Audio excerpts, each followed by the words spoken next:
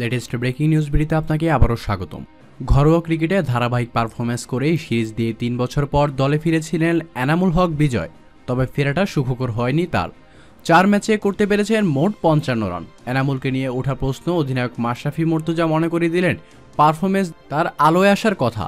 জিম্বাবুয়ের বিপক্ষে প্রথম ম্যাচে ১৩ বলে ১৯ করে আউট হয়েছিলেন এনামুল। শ্রীলঙ্কার বিপক্ষে দুবার জীবন পেয়েও করেছেন মাত্র ৩৫ রান। শেষ ২ ম্যাচে আউট হয়েছেন ১ ও ০ রানে। ধারাবাহিক ব্যর্থতার পর এই ওপেনার কি সুযোগ পাবেন ফাইনালে? অধিনায়কের মত আসলে নিশ্চিত না। এখনও তো কেবল খেলাটা শেষ করে আসলাম, এটা নিয়ে ভাবার বিষয় আছে। প্রথম শ্রেণীতে বড় বড় ইনিংস খেলে শিরোনামে এনেছিলেন এনামুল নিজেকে। টুকটাক রান পেয়েছিলেন বিপিএলে। ফর্ম হারানো সৌম্য সরকারের জায়গায় কেন তাকে দলে নেওয়া হবে তা নিয়ে উঠেছে এখন প্রশ্ন। তবে বাংলাদেশ এবং শ্রীলঙ্কার মধ্যকার ফাইনালে এনামুল হক বিজয় কি একাদশের সুযোগ পাবে তা দর্শকদের উদ্দেশ্যেই ছেড়ে দেওয়া হলো। আপনারা জানাবেন আমাদের কমেন্ট বক্সে এবং চ্যানেলটি সাবস্ক্রাইব করতে ভুলবেন না। ফর্ম হারানো সৌম্য সরকারের জায়গায় কেন তাকে দলে নেওয়া হয়েছে এমনটা বলছে সবাই।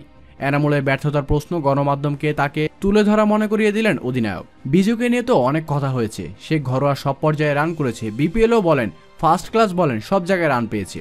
আপনারাই তাকে এক্সপোজ করেছেন, তার উপর পূর্ণ আস্থা আছে, তাকে নিয়মিত খেলিয়েও যাচ্ছি। সে যতক্ষণ আছে অবশ্যই আমরা তাকে ব্যাকআপ করছি।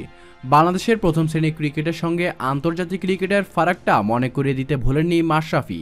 কঠিন সময় যেতে পারে, এমন না যে ফার্স্ট ক্লাসে রান করে এসেই আপনি আন্তর্জাতিক ম্যাচে রান করবেন। আমাদের ফার্স্ট ক্লাসের সঙ্গে একটা গ্যাপ অবশ্যই আছে।